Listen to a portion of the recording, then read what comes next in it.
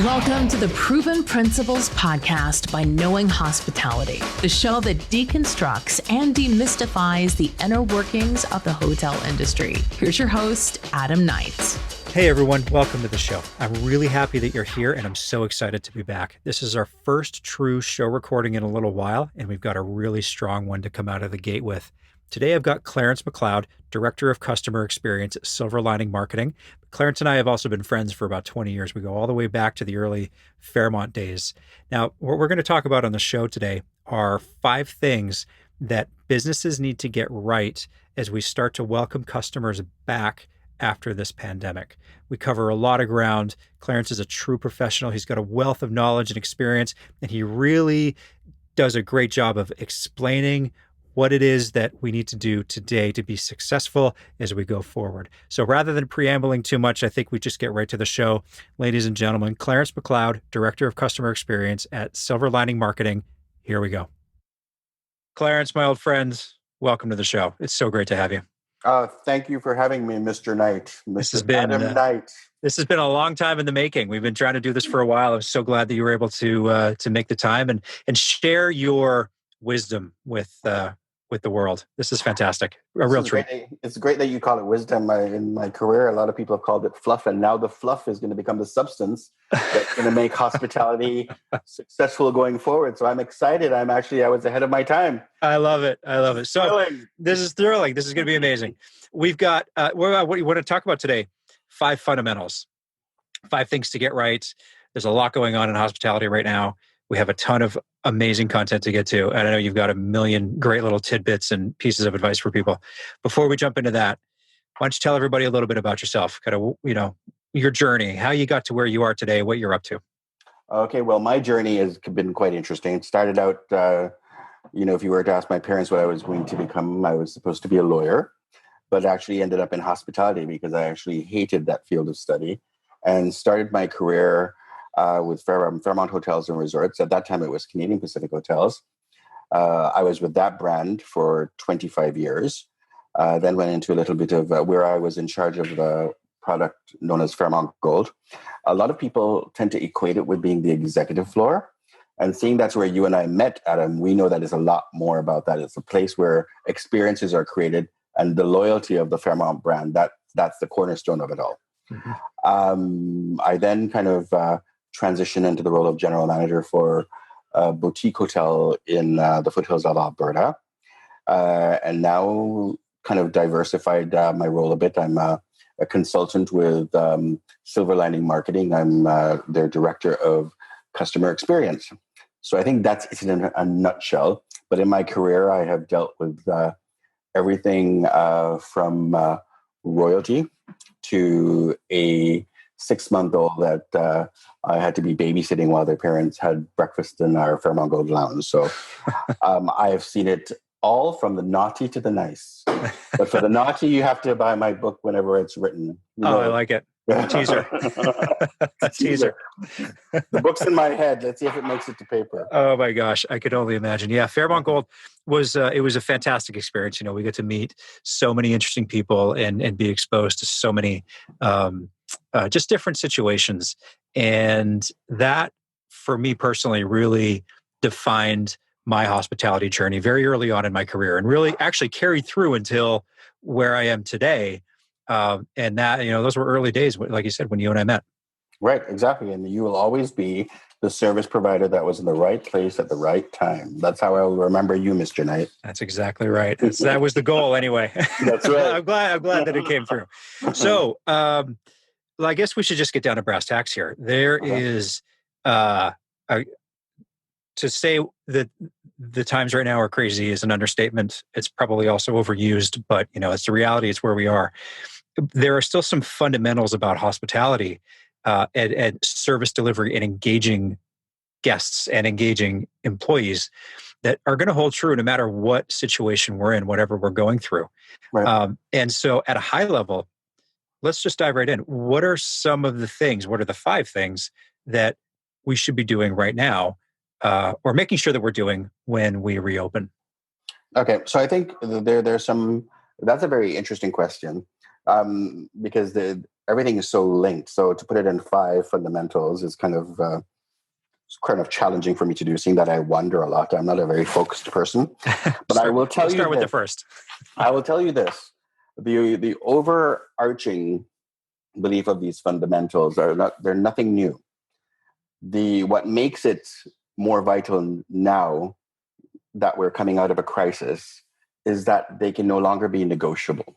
If you are in any environment where you think, well, maybe I'll be engaging today, maybe I won't, if you are going to be contributing to the revenue stream of your hotel or whatever hospitality medium you have to realize they're not negotiable. And I think one of the first ones that come to my mind is, we get into, it becomes kind of a mundane because everyone says, you have to communicate. Communication is going to be one of the vital or one of the most important fundamentals of getting through this crisis successfully. Because what you need to do is you need to set the stage, the expectation of the guest. And this is where you're going to bringing chocolate and roses for your reservation department, because they're the ones that are going to have to tell the guest and be very honest with it that this is what we're delivering and this is what protocol will be. So the expectation is set for the arrival. So communication is key.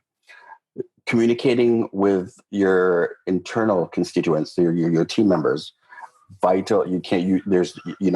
Because you're getting busy, you can't say, okay, we'll do the briefing later on. When everyone comes on shift, the communication briefing is going to be very important because, this is going to be all, some of the operating procedures are going to be very new. So in order to kind of ensure that there are no hiccups, you have to be, discussing it. These are the techniques. This is what we're using. And also be willing to change. So the first one I would put out there is communication. Mm-hmm. Communicate, over-communicate. I love that you led with that. Yeah, it's communication because, once the stage is set, we always consider ourselves in hospitality that we're executing a theater performance. But once the stage is set, the audience knows exactly what we're expecting, whether we're going to be doing Romeo and Juliet or Macbeth. You know what I'm saying? So communicating is the way to go.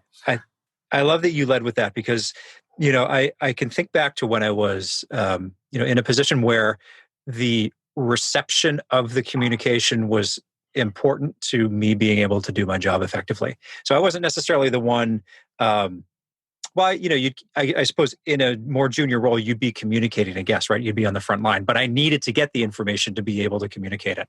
So I was never too attuned to how that message got crafted.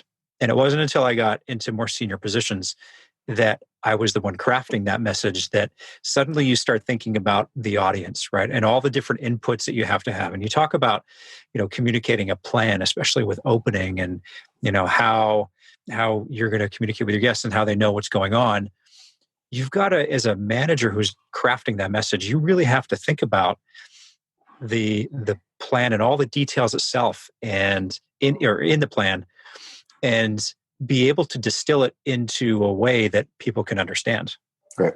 So I'm going to tell you a story where this where when you have miscommunication or you don't communicate, how it can work as a dissatisfier.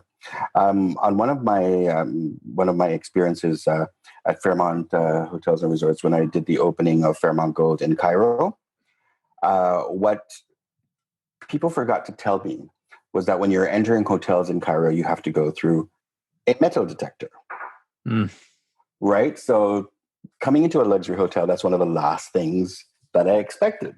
Mm-hmm. Now, when I got to the hotel, I found it very off-putting. It was a very, very, very unusual experience because remember, I'm coming there now to open the most luxurious component of Fairmont Hotels and Resorts. And the arrival piece, never once did I execute it to involve a metal detector. Right. So anyways, I'm expecting, and we laugh about it today because what I've been equating to a lot of our clients that we have now, that metal detector for me, what that has translated to in today's environment for hospitality is that wellness center that would be in a lot of the lobbies where they'll be checking your temperature.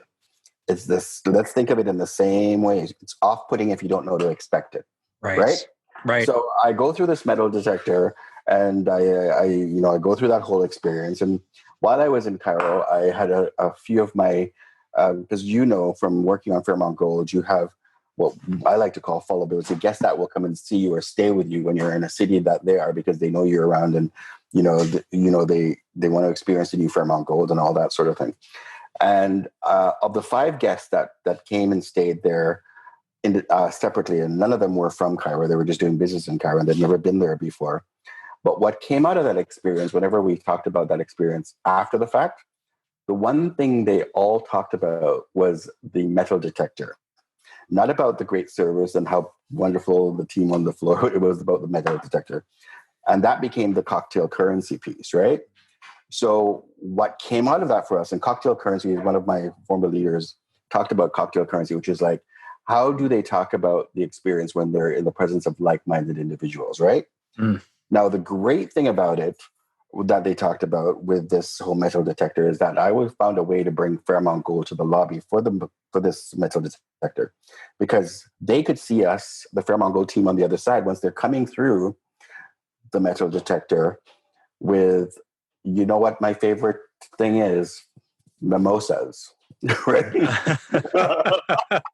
So there's alcohol on the other side, whether it be with alcohol or with Sprite.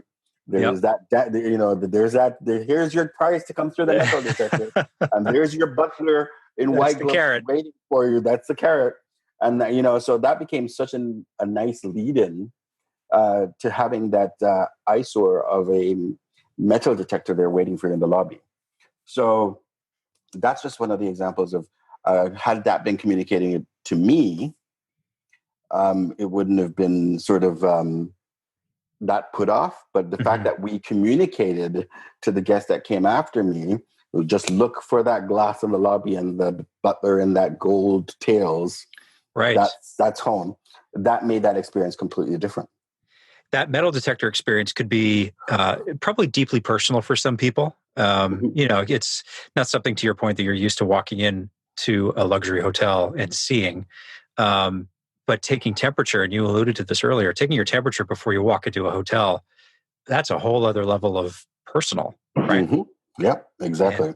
And I think if it's not done properly, you could very easily run the risk of alienating guests, of offending people. Who knows? So, and that's why one of the things that they have to be aware of, and we talked about, is you have to be very, very, very conscious, and we'll talk about it probably later on. You have to be aware of your tone. So let's say, for example, someone's coming through and they happen to have a fever, right? Are you going to drop the thermometer and run away? Oh my God! Mm-hmm. Or how do you handle that experiences when you're checking for something? So when you find it, is it going to scare you, or are you going to massage the situation so it works out to everyone's satisfaction, right? Yeah. Yeah. So are you given the tools to be able to handle what could be a potentially stressful situation, and a situation that as an employee, maybe you've never been put in before? Right. And one of the things that since we were discussing this before, this is going to become extremely important, is when you're taking them side stage, I call it. You're removing the guests where people can be staring at them and, making them look like they're being ostracized. Mm. So what a lot of hotels I'm hoping are looking into, you're setting up the wellness checkpoints, and I'm hoping that they're making it look as, it's kind of blending into the ambiance of the lobby and the decor and that sort of thing. But they need to kind of, in that process of thinking about that, need to figure out, what does the place look like when I have to do triage? Mm-hmm. Let's say, for example, I get that high temperature. Am I going to you have to still have the experience in that, right? So it's going to be the temperature and a glass of water. How am I still going to execute that service delivery? Because that's the promise all hotels make. It's the service experience, right? Right. I like what you said about tonality, and something else. Actually, I just experienced it here in Seattle the other day, where we're so used to seeing people's faces, and so much communication is just about body language and facial expression. But when you can't see most of somebody's face because it's covered by a mask, you have no idea if they're smiling at you or not. Mm-hmm. So how do you know that people are that you're being welcomed, that you're not annoying somebody, that anything that would normally be communicated without a mask on your face, that's going to be a big consideration. So tonality, a facial actor, an eye actor. Right. And exactly. And I've experienced it too. And we tried this because we're doing a lot of reopening strategies for our clients. And we experienced it with one of our clients that they didn't wear the whole guard, but they're wearing the face masks.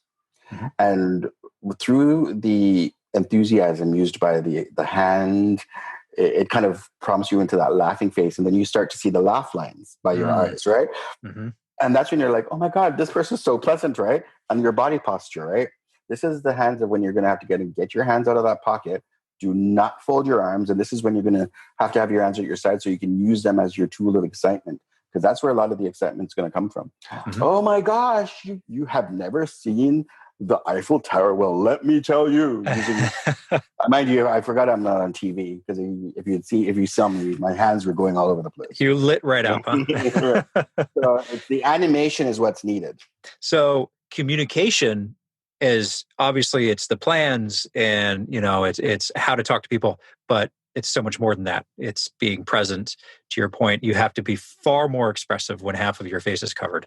And exactly. How do you deal with and triage situations that you may not have been in before? So as a leader, you've really got to think about all of these things, all these variables in setting your experience up.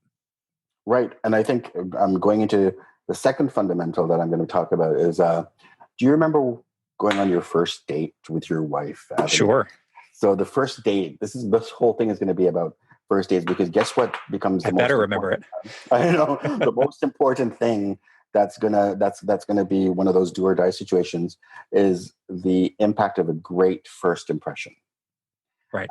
Because of course for the great first impression that you're making without that normal smile that you can see. You're making without, in some cases with those shields, the eye contact.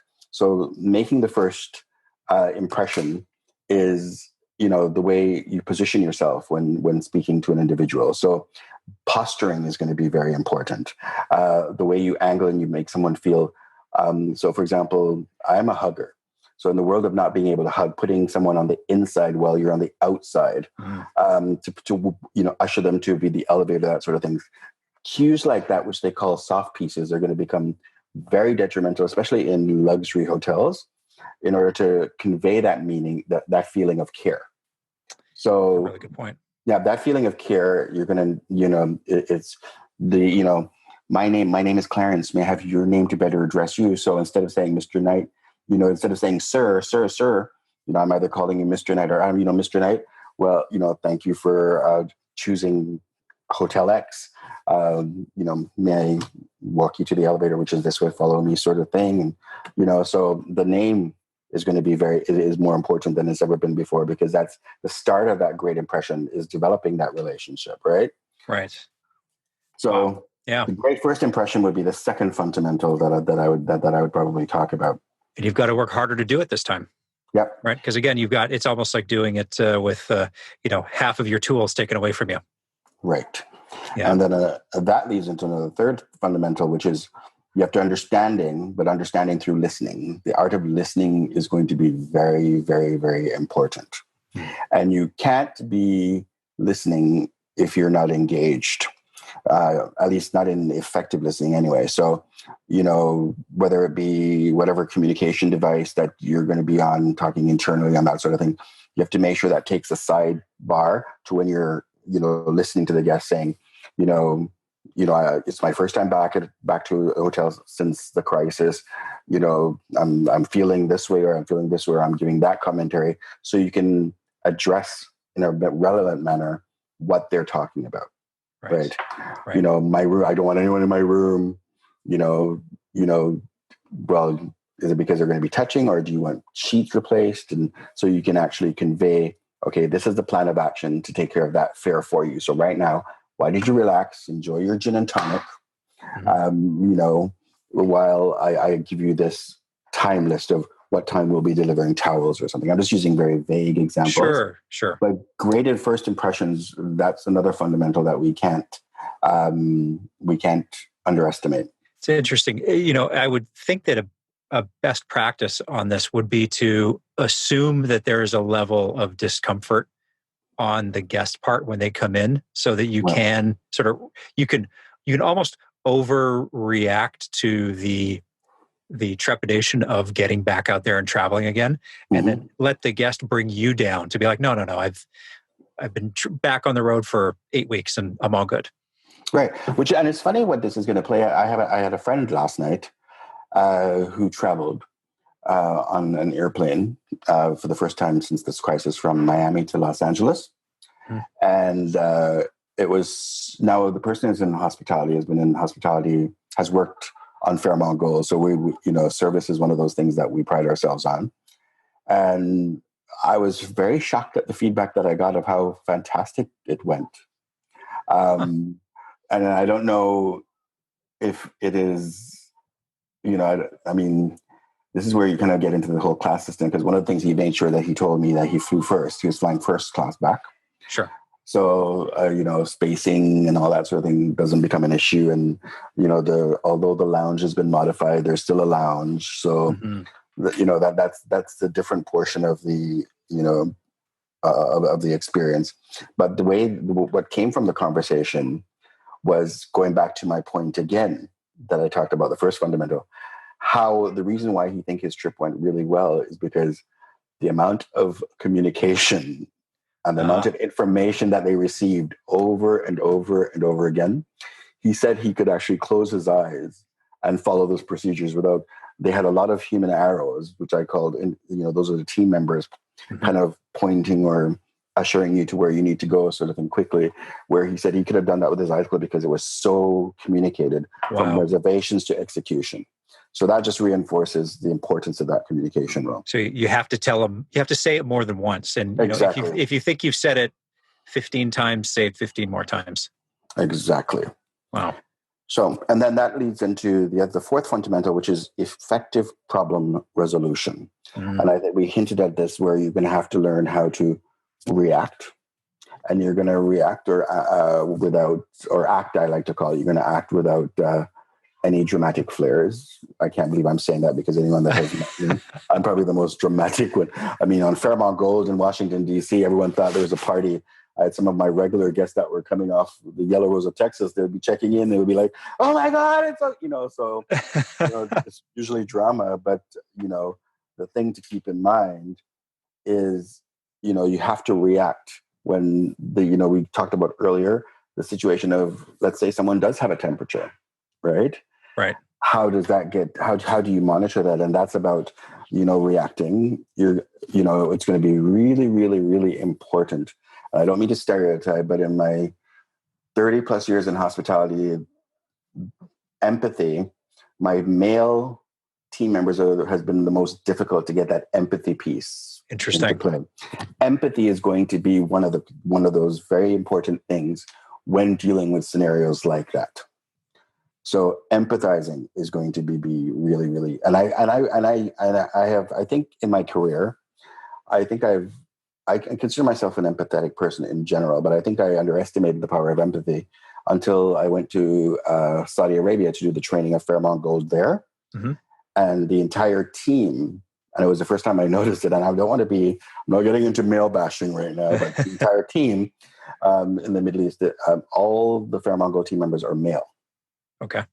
And when we got into the exercise about service engagement, I was wondering, why are all their engagement pieces lacking luster? Why is it? I mean, remember, I'm the guy that flew grapes in for the guy from his vineyard. That's a grand gesture. I'm not saying anything about grand gesture, because since the inception of my career, I've now learned about thoughtful touches, but they were not talking about any thoughtful touches. And it wasn't until I got them to identify someone in their life they love, and they had to prepare the trip for that person, did they realize, like, oh my gosh, I'm going to have the picture of, the parrot I just bought for my mom with a note saying, let the chirping lead your light, that sort of scenario. Yeah. So that empathy piece is going to be an important part when dealing with individuals in this in new environment, in which we're going to be calling it the new hospitality environment, is what we'll call it. The new environment. I mean, that's such a great way to do it. The new normal, the normal. Yeah. It's the old normal and the normal, I guess now. Yeah. I love that I love that, almost like a hack, right? A training hack, when to teach that empathetic service, that you turn it around and say, well, if you were welcoming someone that you love, what would you do? How would you make this day a little bit more special? And I think Exactly.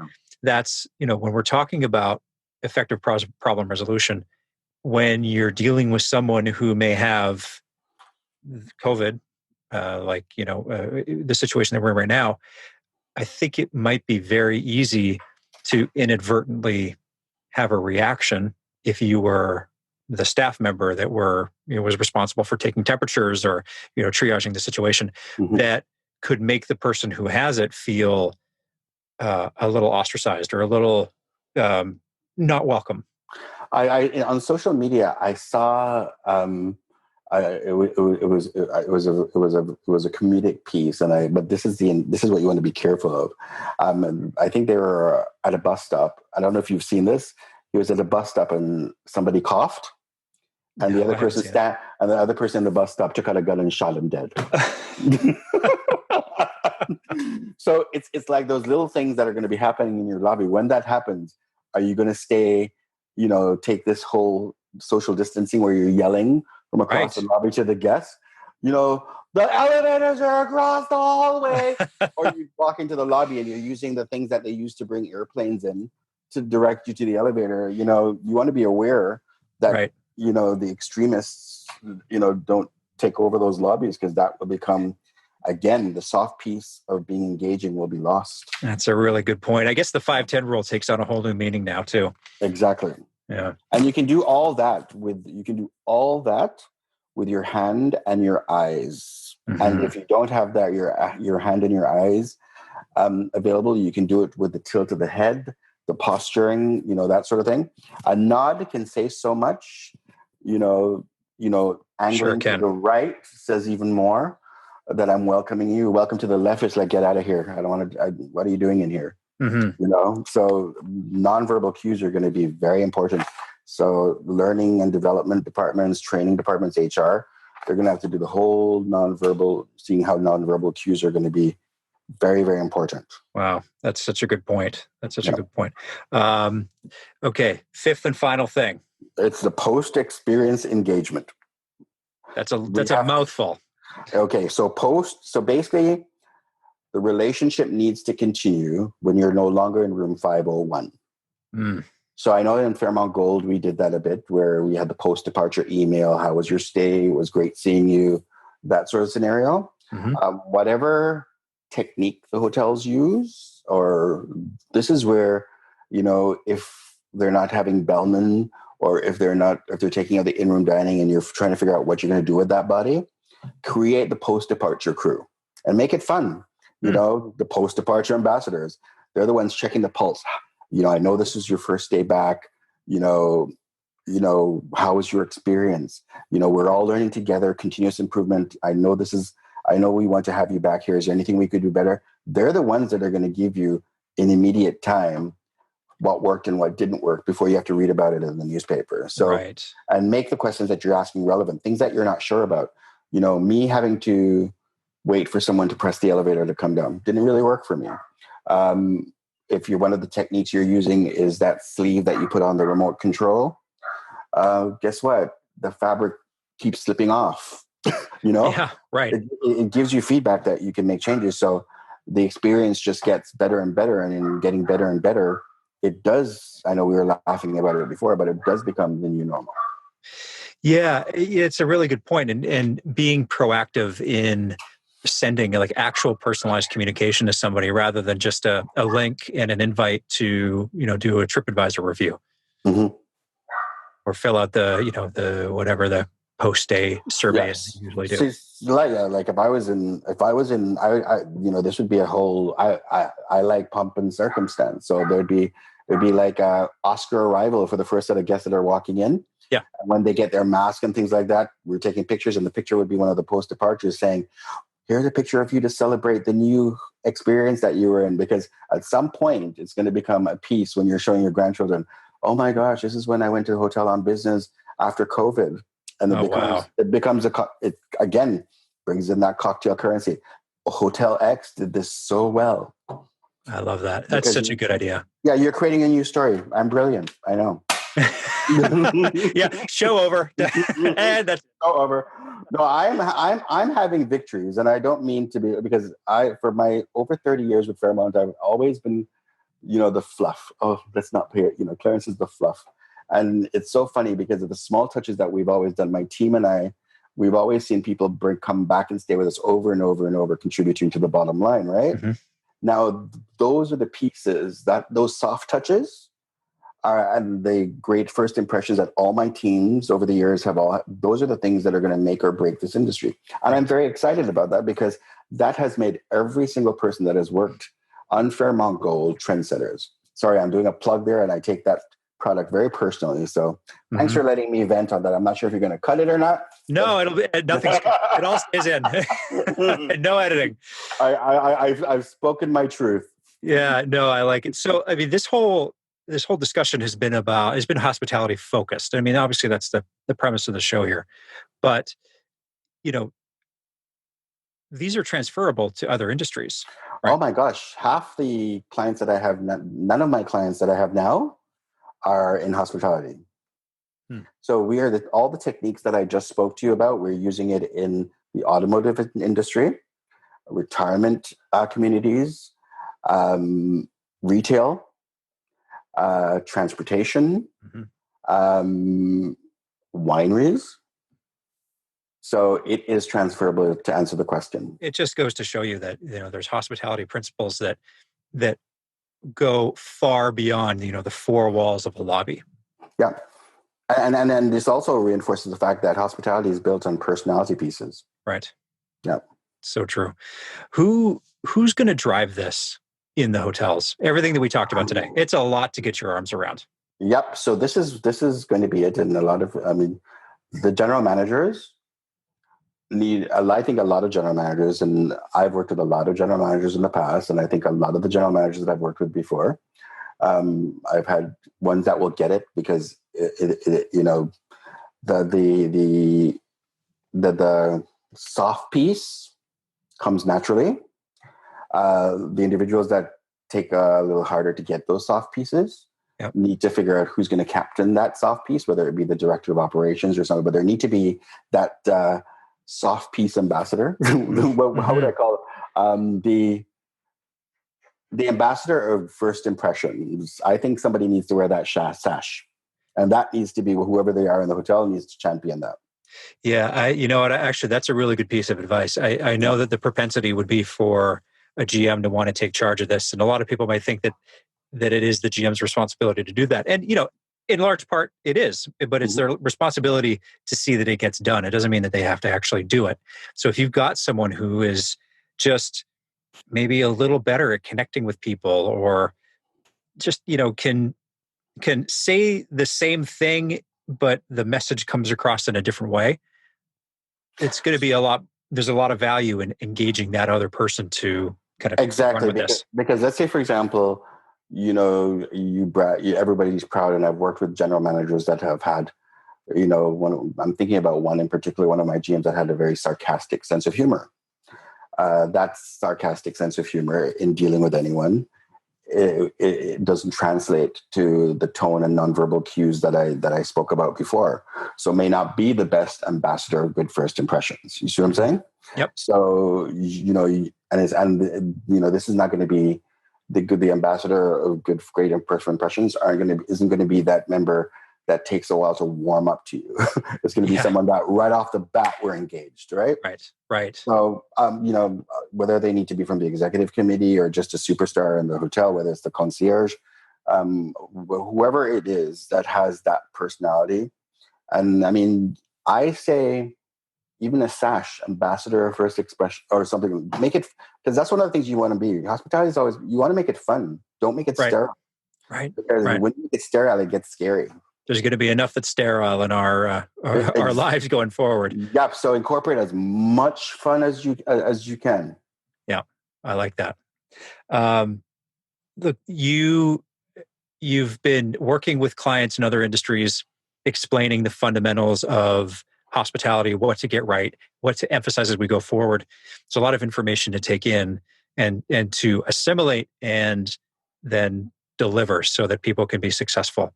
Are there any resources that have helped you kind of along the way here? Any places that you've gone for information that we could point listeners to that maybe they could kind of develop their skills a little bit?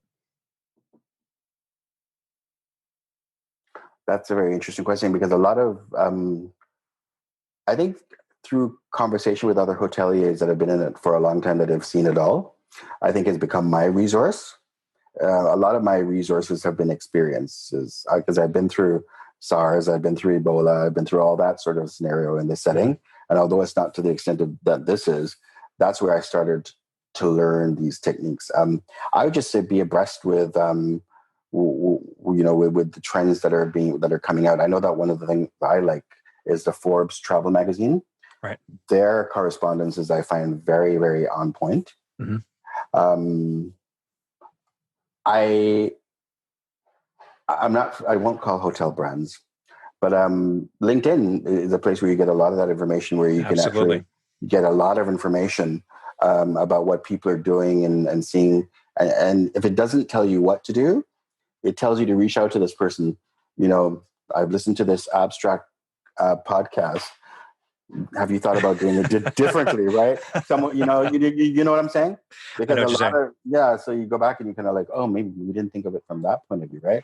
It's like the whole scenario. Everyone knows that we're coming in for a mask, right? With a mask, everyone knows that everyone's coming into whatever situation with a mask, right? Mm-hmm. Mm-hmm. My question is, and I've used this with a lot of the clients, has anyone thought about where you're going to put the mask? Right. While you're, do you keep it up, like when you're going for dinner? Where are they going to put the mask on the table, and then, you know what I'm saying? So yeah. What about if something fun to put the mask on, or make it a part of a ritual, or the mask gets replaced? Something, I don't know. A tiny little coat hanger that sits on the table that you can. Yes, like the purse hook. Like I remember the first time that I implemented a purse hook. Right. Thought, why do we need that? That's a fluff piece. But maybe it's a purse hook now. For all the Fairmonts I've worked in before that have purse hooks in purchasing, maybe you go back down while you're cursing Clarence's name. You should thank Clarence for it. Yeah. And you can take those purse hooks out, and that could be where you put your masks. Take them out of the back of your storerooms, dust them off. Yeah. So that's just one of the examples. You're coming with a mask. What's the next step? So going back to, again, anticipatory service. Tell me more, show me more. You know what I'm saying? Right. Yeah. Tell me more, show me more. I like that. Look, at the end of every show, I like to ask guests the same question. It's kind of a signature question for, what it is that I'm doing here. And it's just a way to provide a little bit more immediate, actionable value for people who are listening to the show. So in that spirit, from your perspective, are there any best practices that people can implement today that will give them the most bang for their time and their effort related to what's going on right now? Right. So I think the best practices, and I think I talked about it over and over and over and over again, is making an investment in revisiting the nonverbal cues, the life nonverbal cues, because I think that's going to become very, very, very important. They need to keep in mind that what's going to become ever so important is the tone of voice, tonality, which is the nonverbal, but also you're going to have to be resilient when things happen in the lobby that you don't expect. So recovery is going to be a very, very important best practice, effective service recovery. So I think those are things that I would actually pay attention to. And when you're going into this, and this is one of my leaders I've worked with in the past, spoke about cocktail currency, and I'm going to talk about it again. Cocktail currency is what happens when your guests are in the presence of their like-minded. So they usually trust that environment wholeheartedly, and they talk about their experience. When anyone goes to a hotel in the next few months, when they come back, they're going to impart everything. So that's going to be the make or break for you. What are they going to come back and say their experience was like? And it's not like the hotel looked great and all that sort of thing. It's like, how did they make me feel? Like, anyone that has ever met me or worked with me, I live my life, or I try to, with the Maya Angelou quote. People will forget what you did. People will forget you said, but people will never forget how you made them feel. So true. Yes. Yeah. Absolutely. And with that, I will stop my talking now, Mr. Knight. No, I could go on with you for hours. I think this is amazing. No, look, this was unbelievable advice and content today. Thank you so much, Clarence. If people want to learn more about you, about what you're doing, where can they go? Where should we point them?